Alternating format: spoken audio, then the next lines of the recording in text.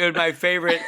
I mean, you did a great job in this episode, and that was one of my favorite bits. You literally like took your tears and went flick. Oh, and I thought it was such a great detail. it's cold-blooded. It was so great. This salty discharge. Get it out of here. Ew, feeling.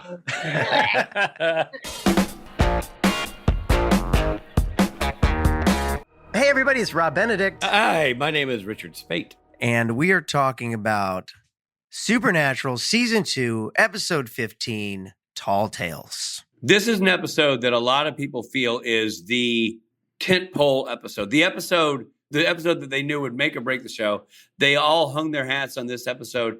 And there is a school of thought that they hit such a peak here with such excellence. They could have literally wrapped up shop right after this and have accomplished really wonderful things in the pantheon of television accomplishments. See, I thought they really phoned it in. It was a snoozer. No, I'm just kidding. No, it was it was great. So listen, let's get into it. What was this throwaway episode all about? Summarize it for us, Bobo. All right, Sam and Dean head for Springfield State University. I like it already. Ooh, this is going to be a good one. So the brothers pass by a very handsome and dashing janitor. It's written like that, and I had to read it, and it made me throw up a little bit in my mouth. Who mentions that he saw the professor go upstairs with the young girl. Hold on, you skipped a part. You saw. Come on now, I'm reading the same thing. You skipped it. The brothers pass a very handsome and dashing janitor who looks like he was poured into those coveralls. Go on. Well, yeah, who looks a little bit old to be cast as a younger janitor, but whatever. Classic urban legends seem to be happening for real. Anything at this point, Rich? I'm still hung up on that dashing janitor. You're like, I hope we go back to the janitor.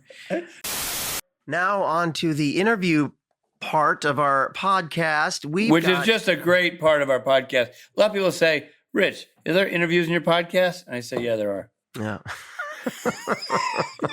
So I literally was a minute or two late to the Zoom just now because I was watching a coffee cup land 4 times in a row. And you got to keep in mind too, that's not a normal height it's dropping from. That's like Shaq height. You know what I mean? Like, right. It's like us dropping it from a 6-foot ladder. Yeah. You could cut to people's POV looking at office windows and that cup's going by. And you guys on screen, you have this great chemistry together, you and he, which really plays. I think I would like to take credit, but I think Jensen can have chemistry with a cactus. That's true. In fact, he often calls me Cactus. Yeah, he's great. He's good like that. And then by the time Jared and Jensen came on and I was like chasing them in the graveyard, it was later in the episode or in the filming. And they're unbelievably handsome also. And so I was like, oh, okay. Like I have to chase these guys around. I didn't realize until right now that Jared and Jensen were handsome. Yeah. There's news. That's a change. That is a change. Don't bury the headline, Rob. And you're like 22 and I'd just be blushing all the time and they'd be like, okay, go. And I'd be like, I'm running, We've interviewed a lot of people for season 1 that we just finished and a lot of actresses now, who are in their 40s now, who were early 20s or late teens then. And to a person, they're like, well, when I first met Jared and Jensen, I walked into a telephone pole because I was struck by how gorgeous they were. It's all part of the story for those. Totally. Because they're so tall. They're striking physically as well. Yes.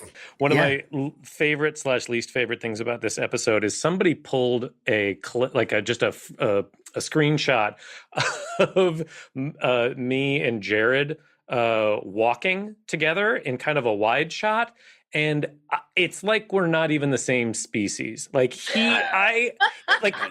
this angle, I would place us at he is literally 2 times my height. It is one of the most upsetting things I've ever seen. Yeah. Here's one I think you're gonna like, and I think the people will really like. If someone's to go back and watch Folsom Prison Blues and take a look at Jensen's orange jumpsuit. Okay. There's never been a more tailored, well-fit orange jumpsuit in the prison system ever. Right. Yeah. Yeah. Agreed. I actually did notice something. Man, he looks good in that orange jumpsuit. Nobody looks good in those things. Honestly, they dressed him like if he was playing a prisoner as a stripper. Yeah. Uh-oh, an inmate escaped. It's somebody's birthday. Somebody's breaking out. Jeff, do you remember what you whispered to Jensen when you whisper in his ear? I remember the first 3 times I whispered absolute bullshit. I told him that he was a shitty actor or whatever it was, because nobody told me what the was going on with the story. I didn't know. Right. And then Kim pulled me aside and was like, okay, this time tell him, that Jared's not his real brother. And he's like, and just improv, just say whatever.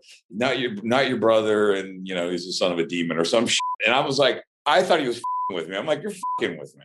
And he wasn't with me. And I did tell Jensen. I think Jensen already knew, but that was the one they kept. That was the one, probably because I wasn't around and Jensen wasn't around. I think the first time you came in, you're like, your erection is showing. And then I think like, then the final time you're like, your brother, you're gonna have to kill your brother. That's what. Yeah, it was something like that. You have to kill your brother, or he's not your brother. You have to kill him. So it was something. Wow. It was something that we were all like, "Whoa." Now I have to ask you a question though, Rich. Yeah.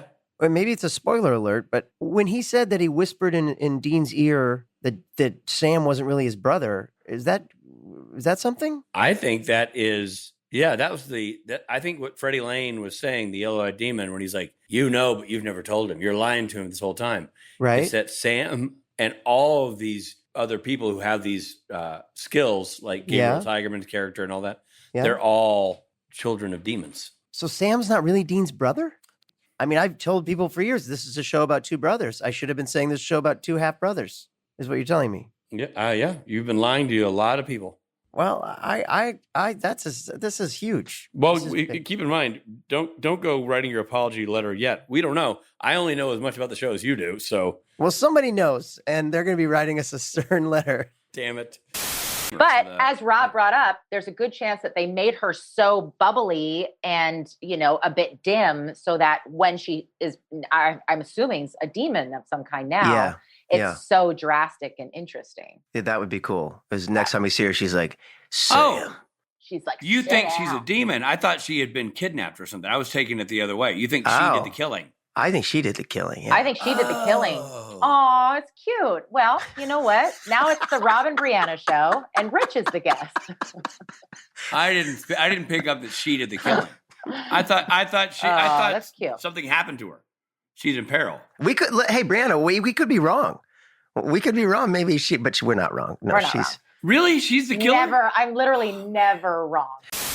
The other thing is there's a couple of, and we talk about this almost in every review, there's a couple of things where it just screams TV in a way that as the show progressed or as TV has progressed, you don't see as much anymore. And one would be Sam knocking down a brick wall with his elbow. Yeah. Was just like... And pulling the body out. Like, the hole's really high up. The body's down there. How does he reach in and pull it It's shoulder level. It's absolutely, from a physics standpoint, next to impossible, Ruth. Yeah. Like, he grabs the body from... Right, why not knock a hole in the wall with your elbow lower? I know. Also, what are the odds that this skeleton is just going to be a skeleton with a blonde wig? When you said to me, that looks like a skeleton with a blonde wig on, and it literally did. Yeah, that's what it looked like, because that's what it was. It really did. Let's talk about the mythology behind this episode in a section we like to call mythology. Mythology. Herman Webster Mudgett, a.k.a. Dr. Henry Howard Holmes, is actually a mass murderer that lived from 1861 to 1896. He confessed to 27 murders.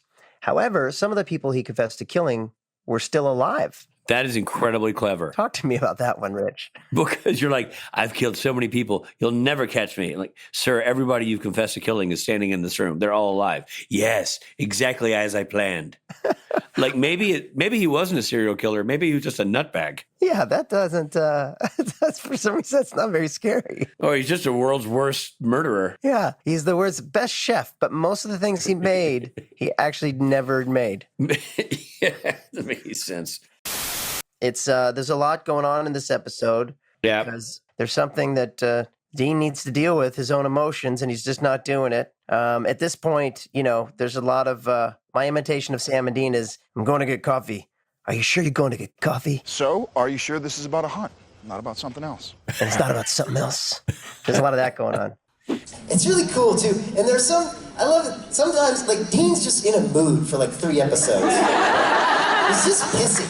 And sometimes Sam is too. Sam's in a, like, I'm not gonna take this anymore mood. And you wanna go, boys, come on. You're brothers. Anyway, I've not talked about this stuff with Jensen and Jared, really. I mean, they've been on the show, but I haven't really geeked out with them because they're my friends. It's weird. But I do kind of want to be like, he's so off record. What was that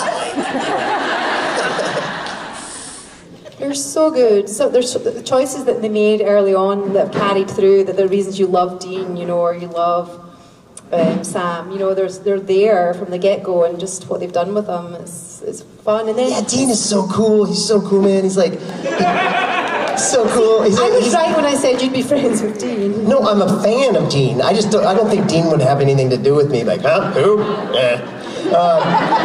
He's like Han Solo to me. I'm not cool enough to be friends with him, but he's Han Solo. And then Sam is just adorable. He's a big, huge, adorable puppy. They're so, and if I feel sorry for Sam a lot, because he didn't ask to be a part of this life. He got kind of pulled away from school. This horrible thing happened to his girlfriend. She burned on the ceiling like his mother did, and I still don't know why.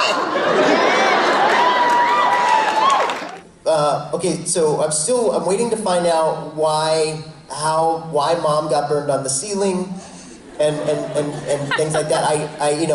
There's some things with the yellow-eyed demon I haven't watched yet, so I want to know what's going on with that. I want to know. Can't wait for season 4 because I'm in it. No, because I can't wait for season 4 because when Castiel comes on, like what, how, why? Because right now we're really like the only sort of otherworldly things we're dealing with are like demons. There's this yellow-eyed demon, and but there's been a lot of monsters of the week kind of thing, so I'm waiting for when we go totally biblical and an angel arrives. Like, why does that happen? And it's odd saying this to you because as God I should know these things. I wrote the frickin' story. I still don't know who burned Mom on the ceiling, but I'm gonna find out, hopefully. I mean, ultimately, it's you. Ultimately, yeah, I know. It's a good point. That's a crazy good point. Like, who's doing all these awful things? It's me. That's a great point. It's time for R and R's R. That's Rob and Rich's review. Robbie? Yeah, lots in here. I mean, to find out all those things that he found out in the dream. That was the coolest part of the episode, right? Yeah. Like the flashback nature of it, and like I've been waiting 2 seasons for that information. You know what I mean? I didn't know we were going to get that information. I thought it was so cool. In the way Sam Smith is like, "Oh, hi, Dave," or whatever she knows. Exactly. You're like, "What is going on?" And you learned that the yellow-eyed demon's name is Dave.